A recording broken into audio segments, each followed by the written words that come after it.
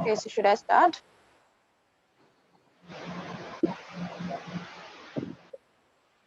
Yeah, welcome guys. We're starting the presentation and we'll try and play the movie towards the end. Thanks very much, Commander Vartika Joshi and Aishwarya for being with us. And was also online. And I think we won't waste any more time. Vartika, you can start the presentation. The presentation's there. You just say next slide. Right. Thank you, sir, and thank you for having us here. Good morning, everybody. I will be talking about our voyage around the globe. This voyage was undertaken by the six of us under the project Navika Sagarparikrama by the Indian Navy. We can start off with the presentation.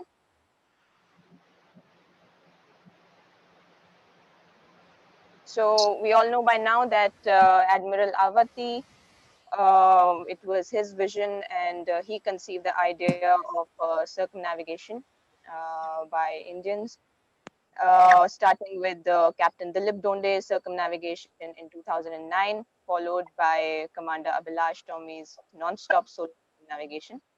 And thereafter, he pitched in the idea of having an all-female crew to attempt a similar feat. Next slide, please.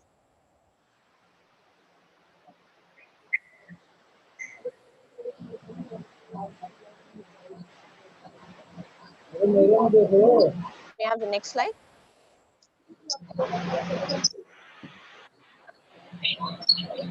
Yes, so this is just to give you an idea of the boat that we sailed in. And like any other circumnavigation or a voyage of that sort, we needed a boat, a very good boat that could take us through the treacherous waters all across the world. And this was the boat that was selected for this purpose. Her name is Tarini. She is a Dutch Van der Stott design, and the name was coined by one of our crew members, Pratibha. These are some of her design particulars. You can see that this boat is a 56 feet boat, and she's got a mast as high as 25 meters, and she is a wooden core fiberglass construction. Next slide.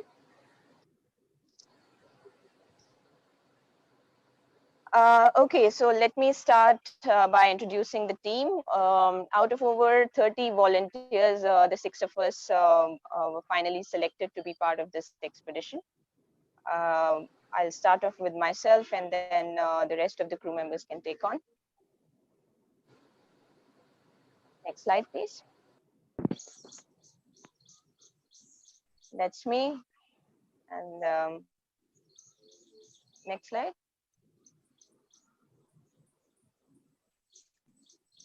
Okay, so I come from the mountains of Uttarakhand, and my parents are both educationists in psychology and Hindi literature, and my younger brother, he is doing a job in Netherlands.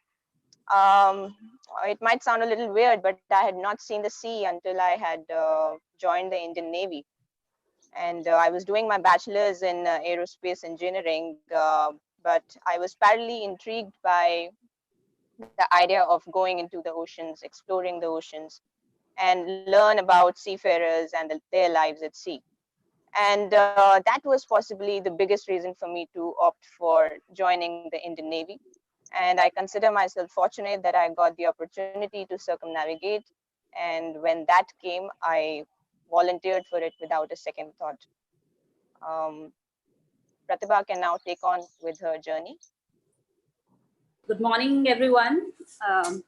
I'm Lieutenant Commander Pratibha Jamwal. I hail from Himachal Pradesh, Kullu district. I will request for the next slide, please. The next one. So I, by educational qualification, I'm an engineer.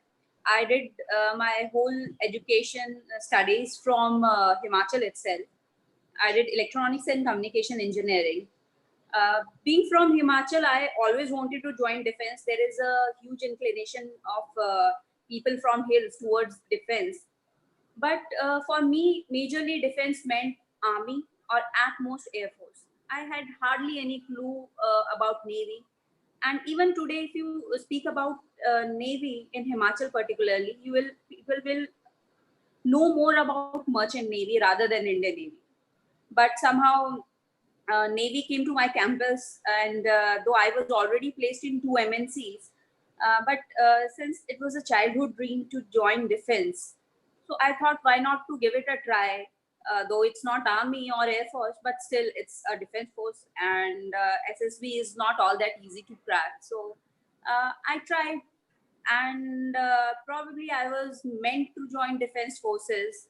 And with my first attempt itself, I qualified SSB, and thereafter there was no looking back.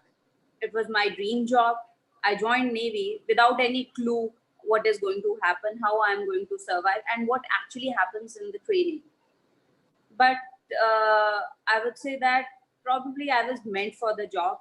I've been lucky also that during my academy tenure itself, I got to join the sailing club. There are various clubs that are assigned to the cadets in the academies. So I was given sailing club. From there, I picked up a little bit of sailing. And again, after my first posting, I got lucky that I got another chance to sail in one of the naval sailing championships. And from there onwards, there was no looking back. I came across this idea of ocean sailing during one of these naval sailing championships.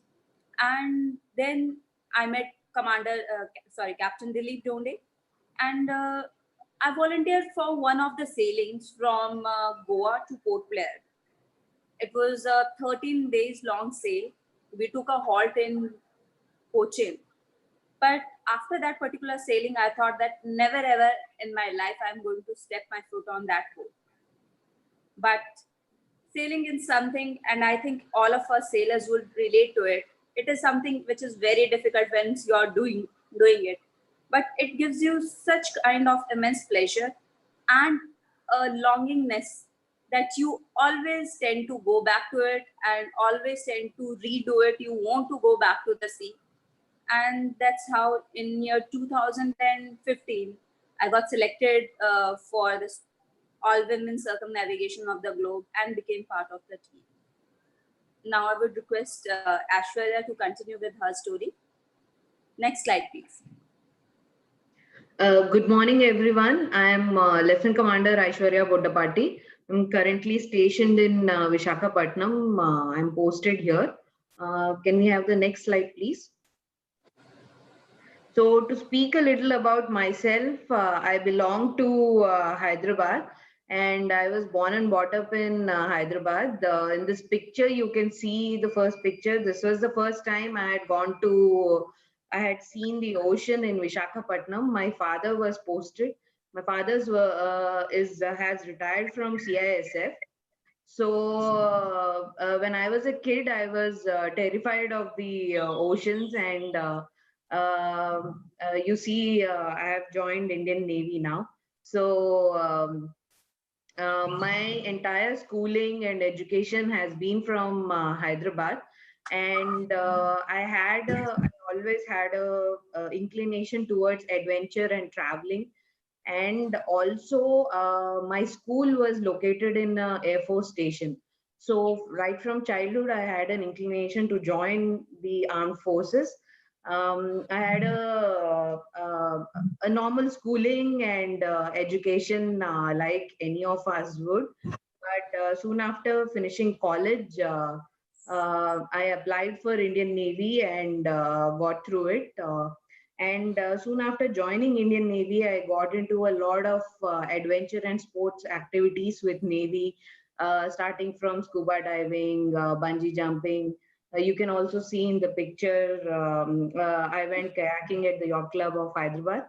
And that's how I got intrigued by a lot of adventure activities. And I volunteered to become a part of the all-women crew, and I was selected. So that's a little bit about me. And over to Lieutenant Commander Vijaya. Next slide, please.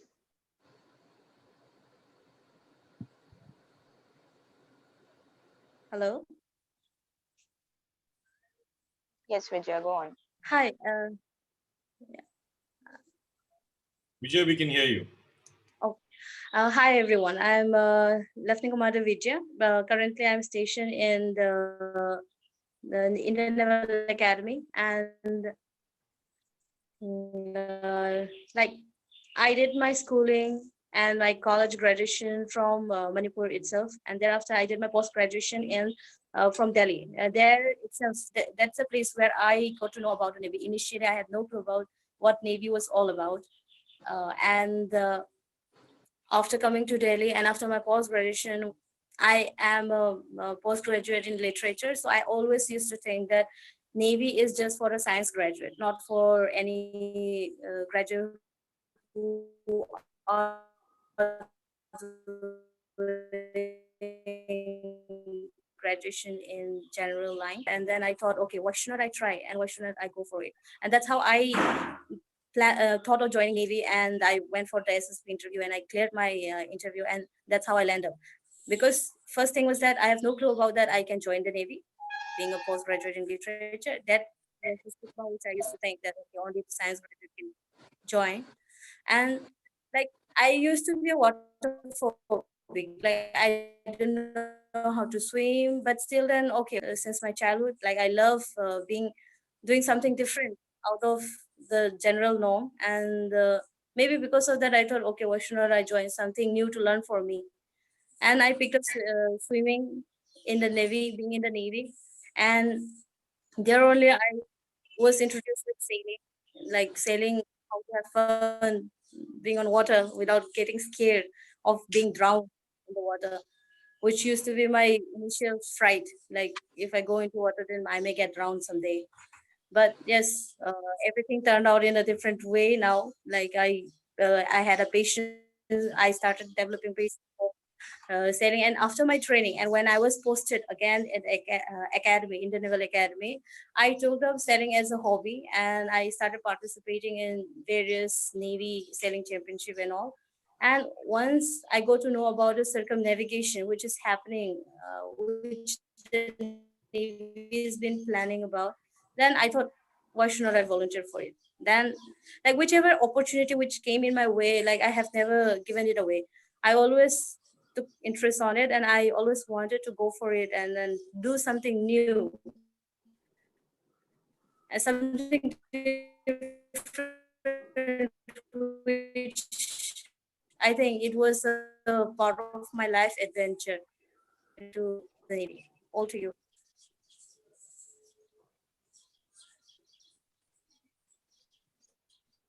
Yeah, Vartika, you can take over from here. Okay. Uh, can we have the next slide, please? Okay, so you see that we all came together from diverse backgrounds and different places in the country and different cadres of the Navy. Two of us were coming from the air traffic controllers branch with the Navy, two are education officers, and two naval architects. And moreover, a majority of us had little to no background with sailing or competitive sailing, so to say. So we basically had to start learning from scratch. And over a span of 3 years, starting from 2014, we were put through a grueling training regime.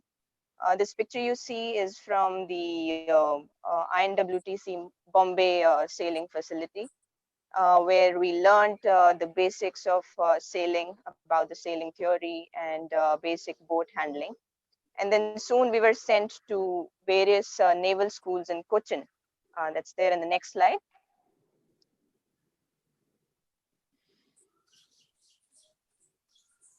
Can we have the next slide? Right. So you see, we can go back. We had to learn some basics of life-saving drills and a lot of theory on seamanship, navigation, communication at sea, and weather prediction. And thereafter we were sent back to our home port in Goa, where Tarini was being built. The next slide, please. Yes, so we oversaw the construction of Tarini right since her keel was laid. And these are some of the photographs from her construction phase. We can quickly browse through them.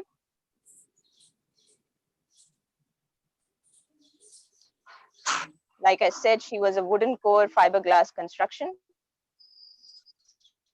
And some pictures from her construction stages.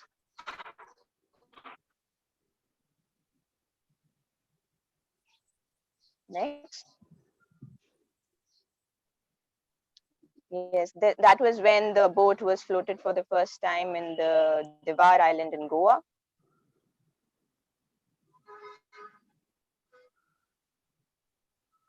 Next slide.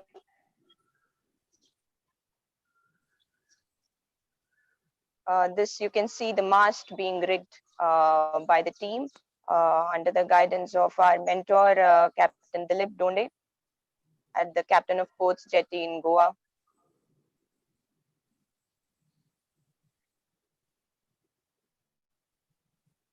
Next slide.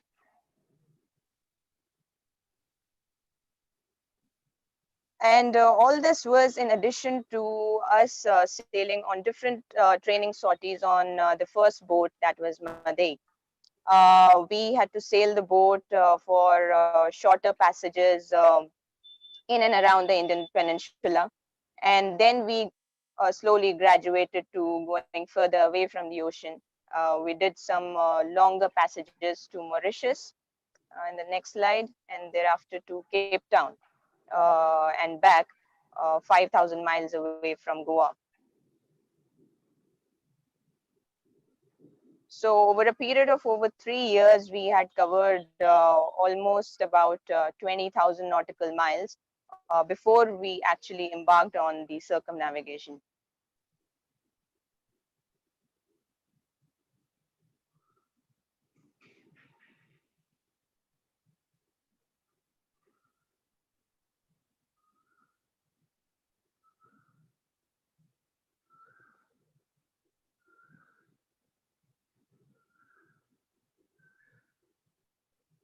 Next slide, please.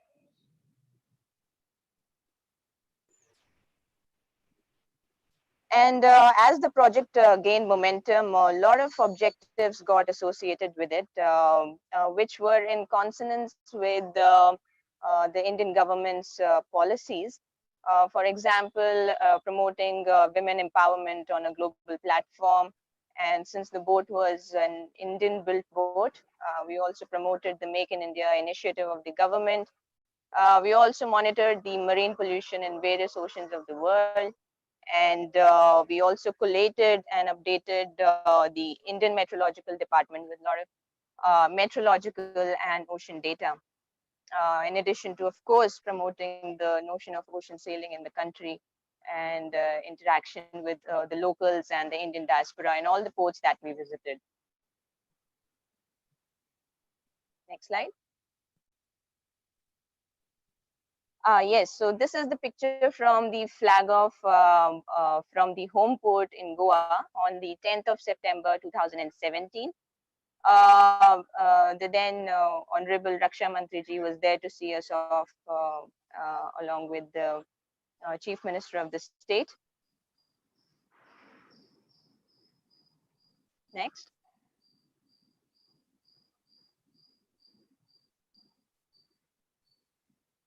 This picture shows the route that we took during the circumnavigation. Like any circumnavigation, we had to meet certain criteria, that is starting and stopping over at the same port and rounding all the three great capes, which are Cape Leuven in Australia, and then Cape Horn, South America, and Cape of Good Hope in South Africa. And that the total distance covered should have been equal to or greater than the circumference of the Earth, which is 21,600 nautical miles. We stopped in 5 ports in Fremantle, in New Zealand, Littleton, then Falkland Islands, Cape Town, and then Mauritius, which became an emergency halt for us that I will come to later. So this entire voyage took us 197 days at sea and 254 days away from home port. And the total distance that we covered was close to 23,000 nautical miles. We can go to the next slide.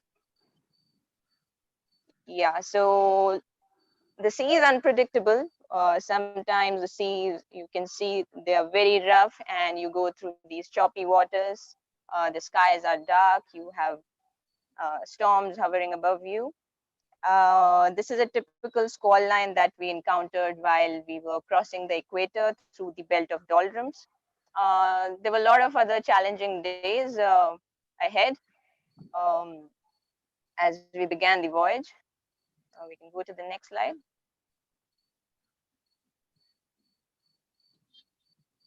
Yes, so we had to sail the boat in frigid cold temperatures of the Southern Ocean. This picture you see is from um, the dropping temperatures as a massive storm had approached us in the South Pacific Ocean, where we encountered winds of they were as high as 70 knots, which is 140 kilometers per hour.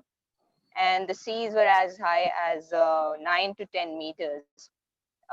And we had to battle the storm for more than 19 hours at a stretch. Next slide, please. And then there was a time during the final leap of the voyage when we were stranded in the middle of the ocean. Our steering gear broke down. The rudder stalk you see here on the picture on the right, it slipped from its position, and we were stranded in the middle of nowhere for about a day or so. This is a makeshift arrangement that we did to fix the entire system, and then we slowly maneuvered the boat after 24 hours to the nearest port, that was Mauritius, 350 miles on to our west.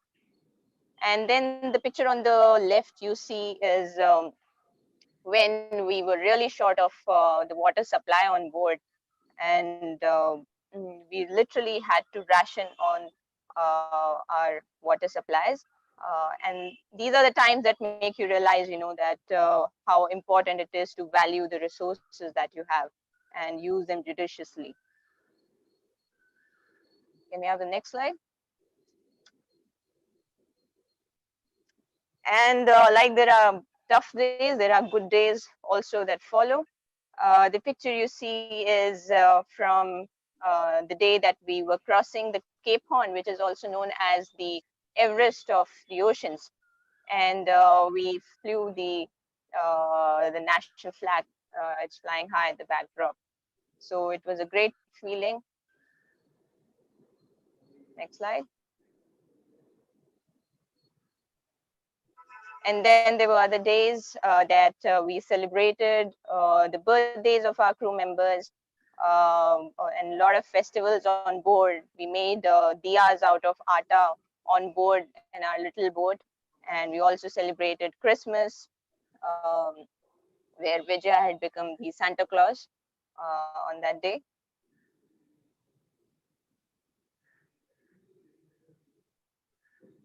And then these beautiful sunrises and sunsets, they are always there to make you wonder the nuances of Mother Nature.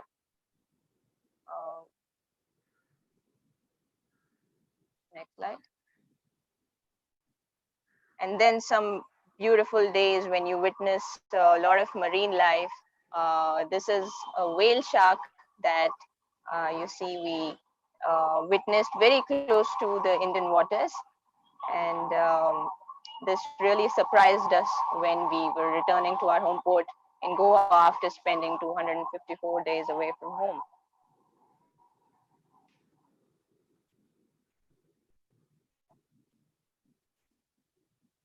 We saw a lot of pilot whales all across the way, a lot of dolphins, killer whales, sharks.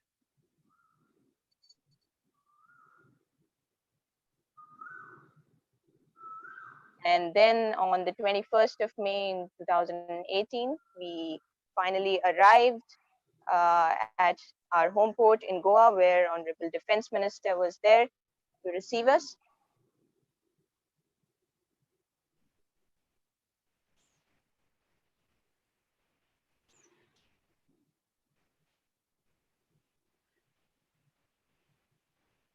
And these are some of the interesting facts that you'd like to see after the successful completion of this voyage. We became the first Indian and the first Asian all-female crew to circumnavigate the globe. And this is the first of its kind expedition that has been undertaken by any military organization in the world. Thank you. And maybe we can take up some questions from you now. Yeah, Vartika, I mean, what a fantastic voyage. The first question is, did you ever feel, any of you, that you wanted to give up mid-voyage? Did you want to come back? Did you feel so homesick? We certainly were homesick. There were a lot of days when we felt homesick and really wanting to go back. However, we knew that it was a naval mission and a very important mission for us, even personally. There was never an occasion where we felt that we should be giving up at any single point. We were always focused on the goal that this is something that needs to be done, and it had to be done. So we never really gave up at any given time. Fantastic. Can you describe your, on the worst days when you had those 19 hours of staying up? I think all 6 of you would have stayed up. Can you just describe what it was like in slightly more detail? Yes, so we were monitoring this particular storm. Like in the Southern Ocean, you tend, it's always blowing very high, and you tend to witness at least 3 storms in a week. But this one was particularly very intense, and we were monitoring it from a week in advance. And so we had to prepare the boat and the rigging and check each and everything on board that nothing breaks off before the storm, when the storm came. So a lot of checks were done, and the crew were detailed on what needs to be done when the storm approaches and how the winds are going to shift, how the seas are going to behave. Um, so when the storm actually came, we probably had not seen such wrath of the ocean in a manner that was there then. Um, we had been to other oceans of the world as well. However, this particular storm was massive and it was very intense. The seas, like I mentioned, rose in no time. The winds picked up in no time, from 30 knots picked up to 40, then 50, and 60. And then in no time, they started gusting to 70 knots. And one particular incident that I remember was a huge wave that came from our broadside and splashed over the boat, and literally threw me off board. Had I not been wearing my tether that particular day, I would probably be off board. So it was very fearful. And over a matter of 19 hours later, we had to steer the boat because the steering had gone so um, tough that all, at least 2 to 3 people were required at a stretch to turn the boat and maneuver the boat. So 19 hours straight, we were literally drenched to our bones. We had not slept at all. We had not eaten anything. And we were there in really cold temperatures, steering the boat. In the night, it was particularly very, very dark, and you could not have seen any wave coming in. So we literally had to steer the boat, hearing the sound of the waves, that were coming from behind of us. So that's how we sailed the boat, and we came out successful after 19 hours when we saw the sunrise. So, Aishwarya, while this all was happening for 19 hours, what was going through your mind and how were you feeling? all through those 19 hours, the only thing that we were thinking was what will happen the very next moment and how do we tackle it. Like it was not a very like we were not thinking long term as what's going to happen later. Our only goal in those 19 hours that the storm came was to tackle the situation that was in our hand, predicting each wave, where it is coming from, and how to maneuver the boat so that we can take the hit that's coming from the waves in like cushion it in the best way possible. And the temperature, as Vartika ma'am brought out, was really cold, and on the top of that it was raining, and like the waves were splashing all over us, and our hands and legs had gotten numb because of the cold temperature. But despite that, we had to take turns helping out each other. There were three people, like she said, during the storm, there were three people. It required three people to steer, like the power was required to steer the vessel and turn it in the right direction. And so the other three who were inside, like we were giving rest phase to each other while we were taking out watches in every 2 hours. But then people who were inside were helping each other, warming up clothes and helping out. So I think each one of us during those 19 hours the storm lasted was only trying to make the situation better for whoever is encountering the phase, whoever is outside and tackling the boat. So yes, it was a sleepless night, and it was the worst night of our lives. But then I think looking back now, I think that situation made us more stronger mentally and emotionally. Right. Pratibha, can you hear me? Did you feel at any point of time like what on earth have I gotten into and why am I here? And maybe I would have been happier at home during that 19 hours. Your audio is off, Pratibha. Your audio is on mute. Hello. Pratibha, Yeah. Did you hear me? Yeah. You can start again. So, when we started sailing, when we started our circumnavigation, so we already had by that time sailed more than 30,000 nautical miles. So at any point of time, and now it was more than circumference of the earth, we have been sailing quite a lot. And we had faced a fair amount of difficult seas as well before circumnavigation. But while we started navigation, so we saw the Pacifics for the first time, but the moment we started, we were so determined and so focused that it is not something that we are doing just one day. We decided and we just started off. We started it off after 2.5 years of training. So during training, sorry to interrupt, but during training, did anything during training prepare you for this 19-hour, 70-knot storm?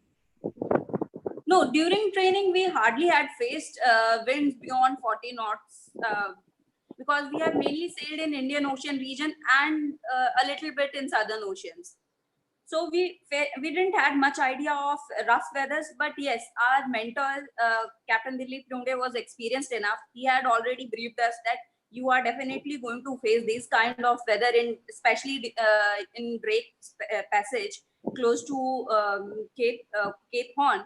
So we were well prepared. We were well aware that we are going to face. There are going to be days where we have to face these kinds of weather. And as far as we thinking of that, of giving up and feeling that we were better off at home. So you are always better off at home. That's what I believe. But then how do you explore? How do you chase your dreams? So, and moreover, the entire circumnavigation, we were taking one leg at a time. We were not considering it that we are going around the world. We were just considering, yes, next first halt is Australia. So we were thinking about till Australia only. So we took it as in bits and pieces. And that's what that helped us to chase those small modules of goals that we had set for ourselves. And I don't think so that anybody at any point had thought of, even dreamt of, even felt of giving up ever. But yes, there were difficult days, but those are now only sweet memories. Fantastic. So before we go on to the video, I think, Vartika, can you just tell us that one lesson you'd like to give everybody as a consequence of that stormy 19 hours of crazy sailing? I think for me, it's very important when you are, face on with Mother Nature. It's very important to keep your cool and stay calm in the event of such circumstances. Some are unexpected. The sea, like I said, it's a very unpredictable medium. You need to keep calm, and you need to be patient. There are a lot of other times when there were hardly any winds, and we were stranded at a single point for days altogether. So those days made us learn how important it is to be patient in life.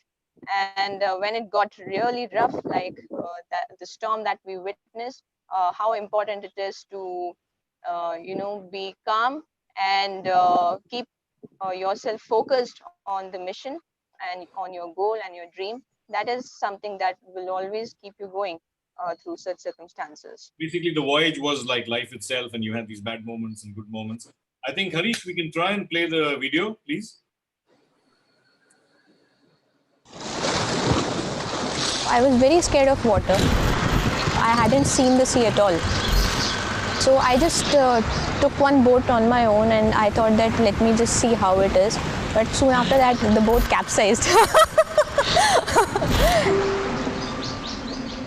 The day actually I started sailing, I promised to myself that I will never count my miles. A sailor is an artist whose medium is the wind. I personally used to feel, what is it? It is craziness, yeah. But ocean sailing is peace. You feel very, very small when you watch the vast expanse of the sea. It's a big day for Indian Navy expedition. Six gutsy women To circumnavigate the globe, INS Tarini, the all-woman crew, and 1.3 billion people behind them. There's no network connectivity. WhatsApp, the one image that you send.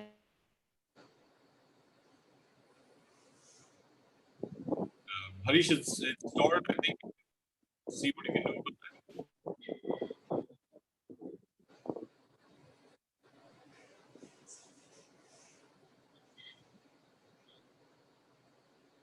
Okay, till the video starts, we can continue with the questions. Would you guys like to do it all over again? I mean, either solo, or there's one question about when are you guys going to go solo, or you would like to do this whole thing all over again and in maybe a different route?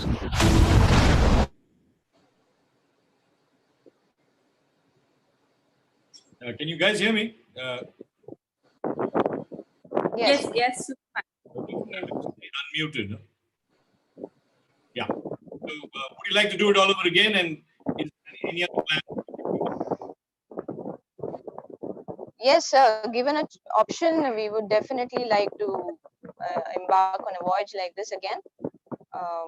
But certainly, it's going to be an equal amount of preparation and commitment that we had shown in the first one. So definitely, it's going to be a very, very planned voyage. Okay, the movie seems to have come back again.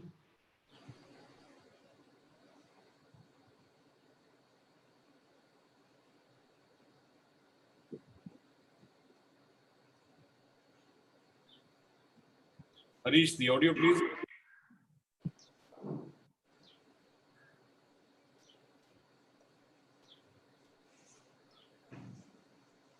That's Dilip Donde, who was on our live stream just some time ago. Here's the prep.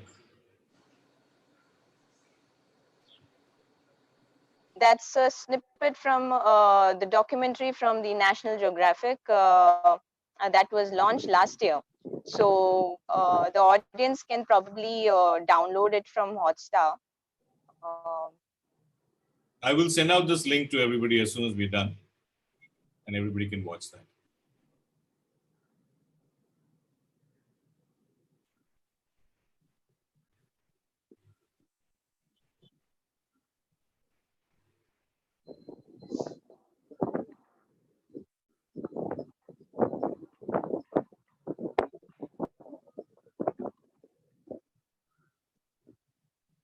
Okay. The next question is on board. There are 6 of you on board. I'm sure you would have had great times, like when you had Santa Claus and you had Christmas and you had Diwali, which is lovely to see. I'm sure you must have had tough times.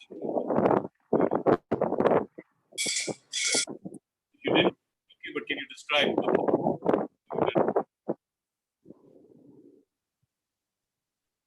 Hello? Can you hear me? Yes. Did you hear the question? The tough times on board? Yes. In terms of relationships between the 6 of you and how you manage them as the leader. Yes, you see that we lived in very close quarters, and all of us were staying in not more than 7 by 5 meter square of space.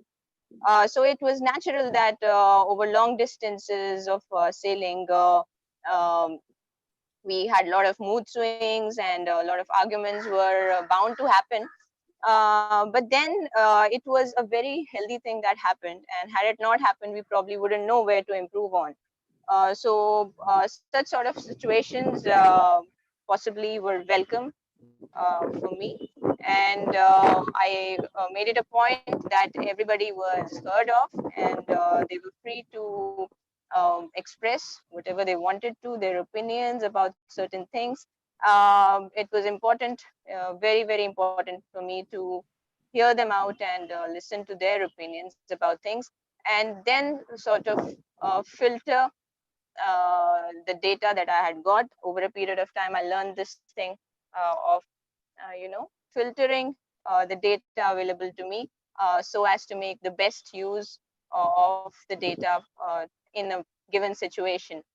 Um, so these sort of circumstances were pretty much natural, and I think they are very common at sea. However, it's important to give everybody their own individual space and their own freedom to express what they want to in such grueling voyages. Can you quickly describe the kind of parental support you needed and you got as a concept for this voyage? Yeah, so it's very important in the beginning of the voyage to get the approval from our parents and our loved ones, because without which we probably would not have been able to embark on this voyage. Um, like I mentioned before, that the crew members, most of us come from the mountainous regions of the country, and it's natural that even our parents had not even seen the oceans before we did. So we had to make them. It was really important for us, and it was part of our the entire process to make our loved one understand how the oceans are and how the life is going to be for us. I had got my parents during the first open ocean voyage to Mauritius. I had got my parents over to Mauritius. They flew down to Mauritius and saw us coming in the port of in Port Louis, and that sort of probably gave them a confidence that we were capable of taking a boat like that around the globe. So slowly and steadily, it was the same case with the rest of the crew members as well. They had got their parents on board, and they knew, like we sailed, we made them also sail with us, and that's how they understood that they got the confidence in us, and they showed the faith in us that we could do it. And had that faith from them was not there, we probably could not have made it. So what were the what are the basic requirements for girls? A lot of young girls watching your program, and what are the basic requirements for some girl to join the Navy and then embark on something like this? Can Aishwarya take this question? Aishwarya, please. Yeah, so there are to join Navy, there are certain qualifications and criteria required as a basic. That is a minimum graduate or postgraduate level. The women can join only certain branches of Indian Navy. There is air traffic controllers, there are naval architects, there are education officers, there are logistics officers. So there are certain branches of Navy. For girls who are looking out to join Navy, I would suggest if they go through the site joinindiannavy.nic.in and they go to the and women can join only as officers. So they can just go to the site and put in the qualification or check out the different branches of Navy and what is the basic criteria for joining. And apart from that, I think to go for a circumnavigation or learn sailing, I think it's just the zeal and the interest towards adventure and to explore the unknown that you require. What was the fitness routine that you had before the expedition? This has come from Nishant Kumar. Sorry? What is the fitness routine you had before the expedition and maybe on? I think it started off, we started training for circumnavigation right from 2016. So every day we would go to the boat and we would sail out. Like some of us, for me, after I joined the crew, it was the first time that I was sailing on Tarini and everything was new to me. So training on board itself was a physically very consuming task where we would go out for a sortie. Like I said, our mainsail weighs 200 kgs. To haul it up and get it down itself is a physically consuming task. So working on the boat every day itself was physically making us stronger. Apart from that, as a general in Navy, there is a basic fitness requirement that is there, and we have to qualify it every year. So to do that, we anyways have to remain fit, and working on board as such kept us physically fit. Pratibha, there's questions for you, and this is from Nishant. Did you ever feel that there were going to be pirates along the way, and did you feel that you needed to protect yourselves? What did you guys think? So the waters that we explored during our circumnavigation were through one of the most treacherous of the seas on the planet. Even pirates wouldn't have dreamt of venturing into those kind of oceans. Mainly the pirate activities happen close to the passages that are taken by the ships, basically the shipping lanes, because those are the ships, those are the vessels that the pirates are behind. And whereas the passage that we took was through the Southern Ocean, through the South Pacific Ocean, there is any shipping lane. There is no commercial merchant vessels that fly through that region.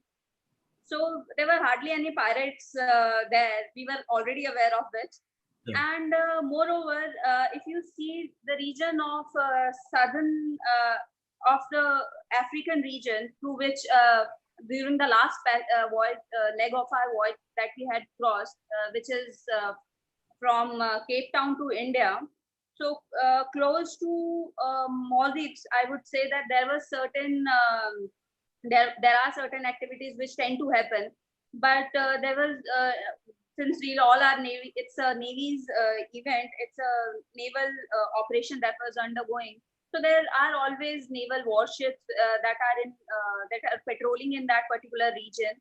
Not just Indian Navy, various other naval ships are also, warships are always there. So we were more or less well aware of the fact that we are safe because of the choice of the passage that we have taken and the presence of the warships around. Yeah. And I'm sure pirates would think 10 times before trying to board a ship with 6 naval officers on board. A question has come from the audience, and where are you, Vartika? Are you guys planning to write a book on this? No, you need to unmute yourself. Sorry. Are you guys planning to write a book? Certainly, we will write a book in due course of time. It is on its way, and the Navy is also coming up with a coffee table book in due course. So it's on our list. The book will be out at some point. Another question is, when do we see the serendipitous team, each of you planning a solo trip?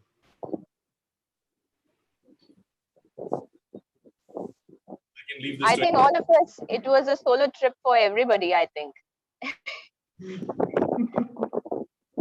As an individual, it was a solo trip, and all of us have got our own individual stories and experiences to share.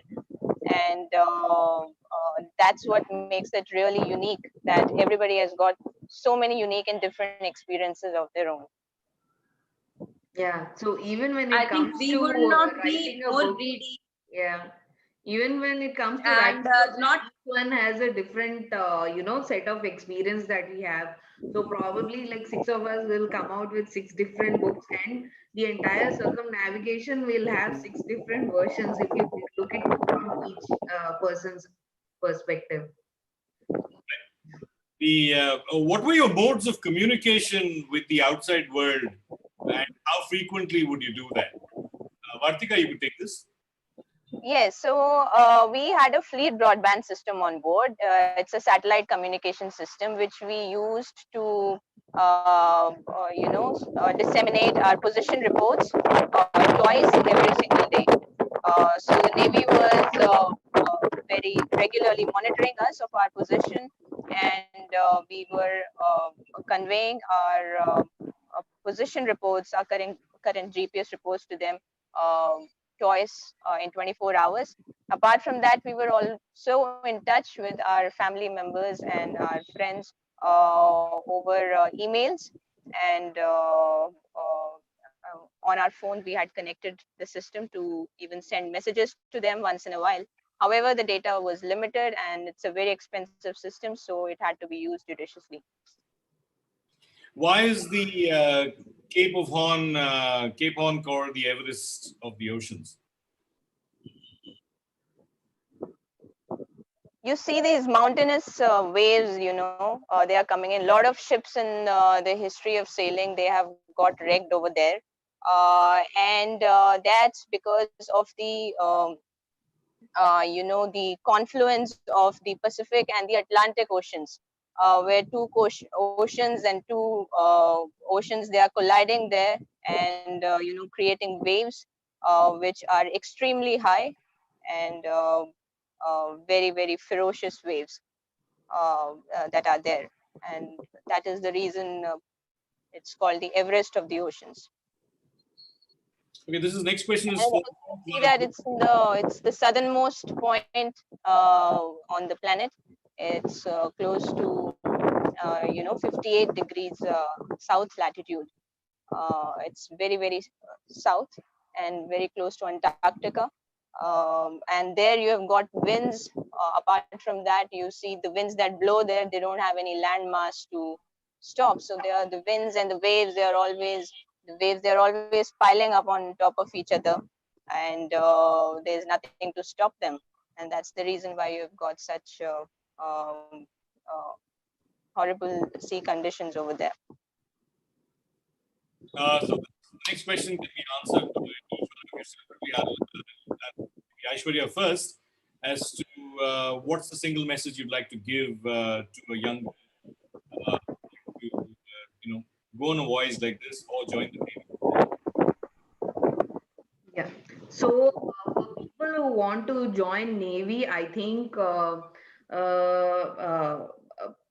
if you're working for a country, that itself is gives a sense of pride to an individual. So like, an Indian Navy is the best place to be, especially for young sailors, because there is no limit to your imagination and exploration, and you can embark on like the voyage of your choice if you join Indian Navy.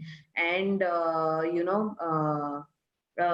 believe in yourself and in your own capabilities. That's what my message would be.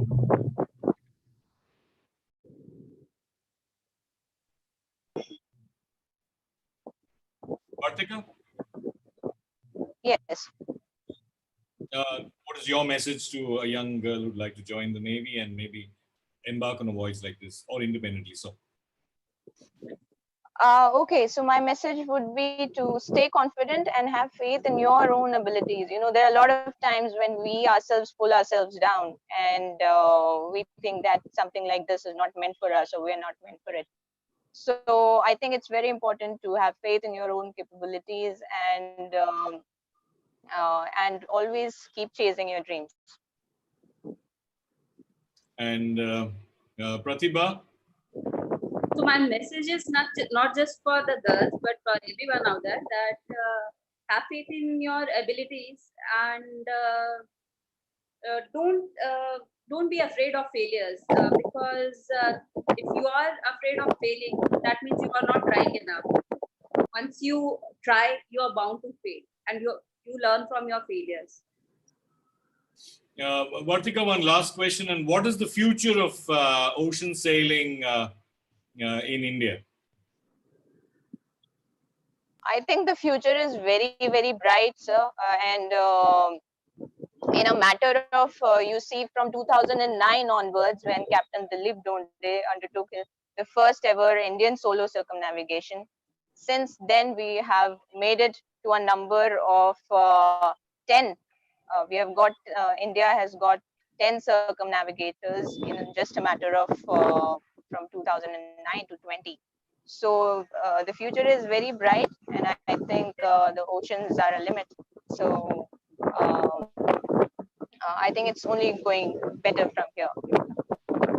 In the recent future, probably we'll see more and more people embarking on such sort of expeditions, and maybe we have more and better facilities in India to kickstart offshore sailing passages as well.